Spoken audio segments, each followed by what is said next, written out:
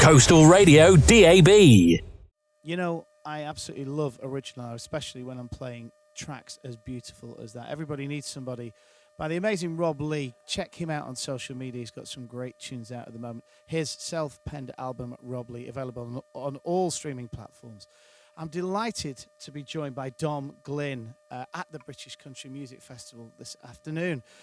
Dom's on the final act in the Empress Ballroom, a historic venue. And he's here with me now. I'm going to have a quick chat. Dom, have you ever played the Empress before? No, this is the first time. It's close to my mouth. Sorry. We're used to this on radio, sorry. I'll try and hold it a little bit further away rather than under your nose.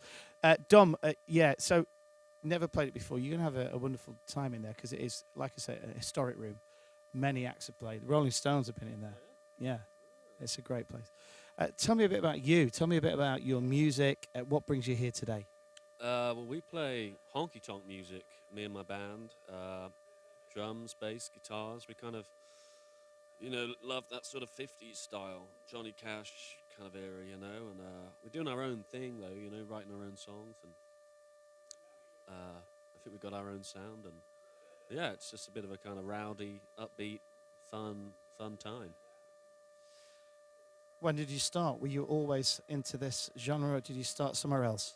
Yeah, I sort of was really into blues, I think, quite heavily into blues music, and a lot of the best blues music comes from sort of the 50s and earlier, and then sort of the country music of that same time, Hank Williams, Ernest Tubb, I sort of got into it because they were sort of around in the same era, and then just sort of got obsessed, haven't stopped being obsessed yet, so...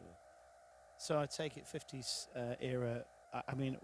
I was in a duo. I'm a musician as well. I was in a duo for many years with a guy called Gus McGregor, who ended up playing Buddy Holly in the musical in the West End for 11 years, longer than Buddy was Buddy, actually.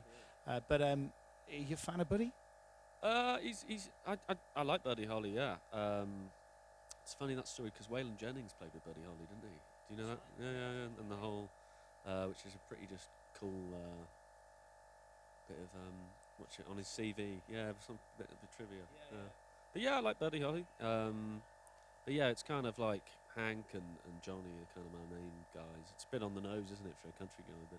Well, absolutely, and they're about the best, really, as far as that's concerned. Your band. So tell me about the guys in the band. Where did you find them? How did you get together?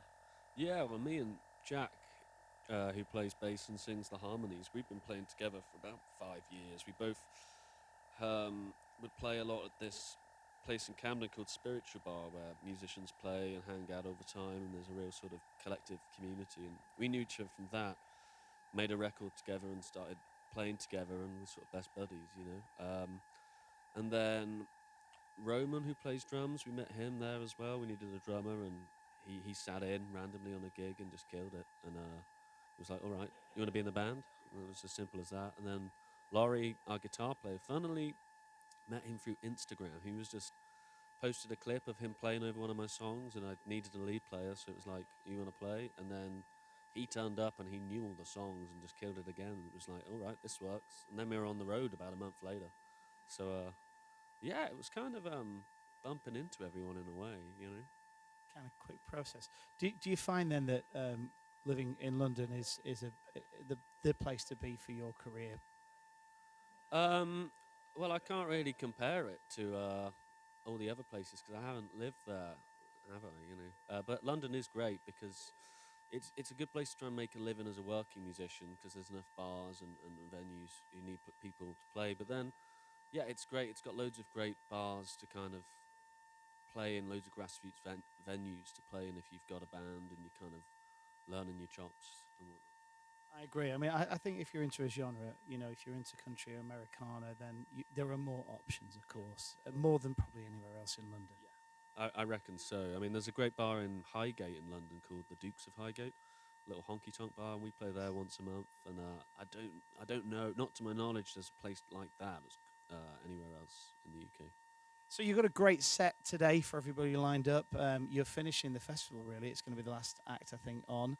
How do you feel about that kind of headline in the last day? Yeah, it's a surprising honour. I mean, the actual headliner's on just before us. I don't really know why that's the case, but I mean, we're happy to be playing last because we're sort of, the we're sort of a bit of a kind of upbeat party band anyway, so it kind of makes sense. Once everyone's had a few shandies for us to be taking the stage. Well, listen, Dom, it's great to chat with you. Sorry for putting the mic right up your nose, and I will wish you all the very best with the gig today. Enjoy Blackpool. Thank you for coming, and thank you for making the festival at the end, the last day. I'm sure it's going to be successful for us all. Thanks very much. Yeah, looking forward to it. Cheers. So here on Coastal Radio DAB, we move on in our original hour. We're going to move on to a great song from a brilliant singer-songwriter. It's called Rich Chance, and this is Joker Like Me. See you later. Coastal Radio DAB.